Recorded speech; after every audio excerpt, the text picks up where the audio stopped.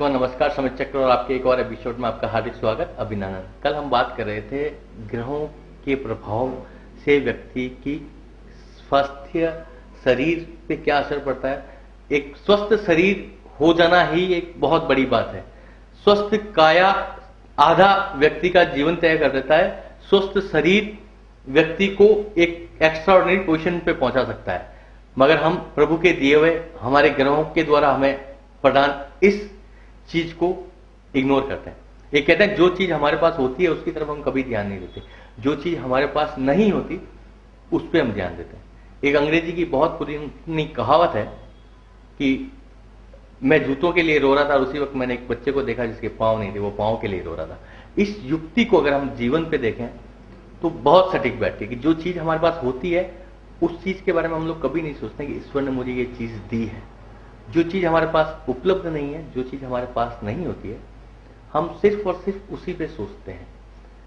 इसलिए मेरी इस बात पे आप हमेशा ध्यान दें, अगर आपके पास स्वस्थ शरीर है, एक अच्छी स्वच्छ मानसिकता है, तो आप समझ लें आपकी कुंडली में कहीं ना कहीं अच्छे ग्रह बैठे हैं जो आपको इस जीवन को अच्छा जीने का मौका दे रहे हैं। भौतिकतावादी संसार में आर्थिक स्थिति एक अलग चीज हो गई। ये जो दो चीजें अगर ईश्वर या ग्रहों ने आपको दे दी है, बहुत बड़ी बात है। स्वस्थ काया, दूसरी चीज अच्छी मानसिकता। इसलिए पुराने लोग, जो बुजुर्ग लोग हैं, वो हमेशा कहते हैं कि मुझे सद्बुद्धि देना। आज की तारीख में कोई भी मंदिर जाके ये नहीं कहता सद्बुद्धि देना। कोई कहता है मेरे को वो कार देना, कोई कहता है मुझे इस मोहल्ले में फ्लैट दिलाना, कोई कहता है मुझे वहां नौकरी लगवाना, कोई कहता है मुझे उस लड़की से शादी करवाना। शायद कोई भी ये नहीं कहता होगा कि मुझे सद्बुद्धि देना। अगर व्यक्ति में सद्बुद्धि ही आ जाए, और सद्बुद्धि आने के लिए भी आपकी कुंडली में लग्न में एक अच्छा ग्रह का होना बहुत जरूरी है, वरना सद्बुद्धि भी नहीं आती। आईक्यू, कैलकुलेशंस, सोच का स्तर, सकारात्मक एवं नकारात्मक सोच की स्थितियां, ये सब तय करता है आपकी कुंडली में बैठा हुआ ग्रह। एक व्यक्ति क्यों अपने जीवन में सदैव सकारात्मक सोचता है, एक व्यक्ति क्यों अपने जीवन में सदैव नकारात्मक सोचता है, वजह क्या है? किसी पाप ग्रह की आपकी कुंडली में उस स्थिति या किसी अच्छे ग्रह की उस घर में अच्छी स्थिति, उसी की वजह से एक आदमी अपने जीवन में सदैव दूसरों के बारे में अच्छा सोचता है, एक व्यक्ति हमेशा दूसरों के बारे में बुरा सोचता है। लग्नों की स्थिति, कौन सा लग्न है, जैसा लग्न होगा वैसे उस व्यक्ति के गुण होते हैं, वैसा ही वो व्यक्ति सोचता है। चलो ये एक बिल्कुल अलग टॉपिक हो गया, मैं इसको आगे नहीं बढ़ा रहा हूं, मैं फलित ज्योतिष को ही आगे बढ़ा रहा हूं कि उसके प्रभाव किस तरह से पड़ते हैं और किस तरह से अपन को उसके रिजल्ट लेने हैं। अब आ गया फलित ज्योतिष किस तरह से होता है, किस तरह से उसकी कैलकुलेशन निकलती है और किस तरह से वो काम करता है। अब इससे आगे अपन लोग बढ़ रहे हैं। मैंने जो सेल्फ अपने जीवन के अंदर इस सेक्टर में जो निकाला है, मोटा मोटी आप जीवन को 3 भागों में बांट लें, या 3 चीजों की व्यक्ति को सदैव जरूरत होती है। बस वही फलित ज्योतिष है, वही हमारा जीवन है, वही हमारा सब कुछ है, जीवन का सार आप समझ लें तो ये 3 चीजें। पहली चीज है उपलब्धता, अवेलेबिलिटी। दूसरी चीज है ग्रहण क्षमता, और तीसरा है पाचन, डाइजेशन। अब चाहे वो भौतिक स्थिति हो, पारिवारिक स्थिति हो, स्वास्थ्य की बात हो, जीवन चक्र की बात हो, आयु की बात हो, इन 3 चीजों पे आके आपकी सारी कैलकुलेशंस रुकेगी या अटकेगी। हम पहला पॉइंट लेते हैं उपलब्धता, अवेलेबिलिटी। ग्रह के आधार पर कोई भी चीज किसी व्यक्ति को किस तरह से उपलब्ध होती है या अवेलेबल होती है। अगर आपके ग्रह अच्छे हैं तो ही आपको एक स्वस्थ शरीर अवेलेबल होगा, उपलब्ध होगा। अगर आपकी कुंडली में 7th हाउस अच्छा है तो आपको एक स्वस्थ और अच्छी पत्नी प्राप्त होगी। पैसे वाली आपको चाहिए तो उसमें और कुछ देखना होता है। उपलब्ध होना, किसी भी व्यक्ति को किसी भी चीज की उपलब्धता होना। आज की तारीख में सारे व्यक्ति सारे संसार में उपलब्धता के पीछे ही भाग रहे हैं। वो चीज मुझे उपलब्ध हो जाए। कोई आता है मेरे को वहां नौकरी मिल जाए, कोई आता है मेरे को वो लड़की मिल जाए, कोई आता है मुझे वहां फ्लैट मिल जाए। मैंने आपसे 2 मिनट पहले ही इसी चीज पे बात की है, अवेलेबिलिटी। दूसरी चीज, आपको वो चीज अवेलेबल है, उपलब्ध हो गई, ग्रहण क्षमता।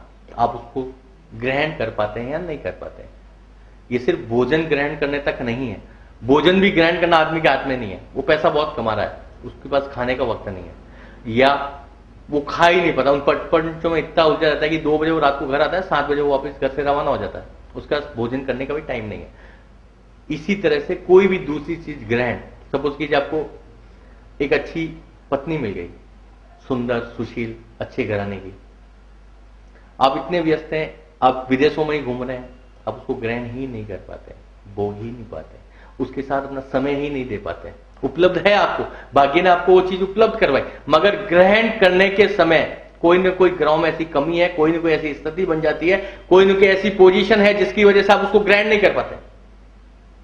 आपका बहुत अच्छी कार है, 25 लाख 30 लाख रुपए इसकी कीमत है, आपने सोशल स्टेटस के लिए खरीदी, पहली बात तो वो उपलब्ध हो गई, इसका मतलब आपकी कुंडली में उसकी उपलब्धता, 4th हाउस अच्छा है, वाहन की उपलब्धता के लिए उपलब्ध हुआ आपको, ग्रहण भी आपने कर लिया। डाइजेशन तीसरी और महत्वपूर्ण चीज आ जाती है, आप उसको पचा पाते हैं या नहीं पचा पाते हैं। किसी चीज को पचा पाना भी एक बहुत ही महत्वपूर्ण कड़ी है, जीवन की इंपॉर्टेंट पार्ट है। बहुत कम विद्वान लोग हैं संसार में जो अपने ज्ञान को पचा पाए, बहुत कम खूबसूरत स्त्रियां इस संसार में जो अपने रूप को पचा पाई, बहुत कम धनाढ़ लोग हैं जो अपने धन को पचा पाए या बचा पाए। डाइजेशंस अच्छे होना भी ग्रहों पर निर्भर है, आपकी कुंडली पर है कि आप किसी चीज को उपलब्ध होने के बाद भी डाइजेस्ट कर पाते हैं या नहीं कर पाते हैं। ये तीनों चीजें, उपलब्धता, ग्रहण क्षमता और पाचन, डाइजेशन, ये तीनों अगर किसी व्यक्ति के अलाइनमेंट में है या अवेलेबल है, आप समझ लें उसको सातों सुख प्राप्त है। और इस संसार में अभी तक किसी को भी सातों सुख प्राप्त नहीं है। 7 सुख संसार में कहे गए हैं, सातों सुख अभी तक इस संसार में शायद किसी को भी प्राप्त नहीं है, कोई बिरला पुरुष या स्त्री, और मुझे अभी तक नहीं मिला, तो बात दूसरी है। इन तीनों चीजों के ऊपर ही संसार की सारी जन्मपत्रियां, सारी कुंडलियां आधारित रहेगी या रहती है।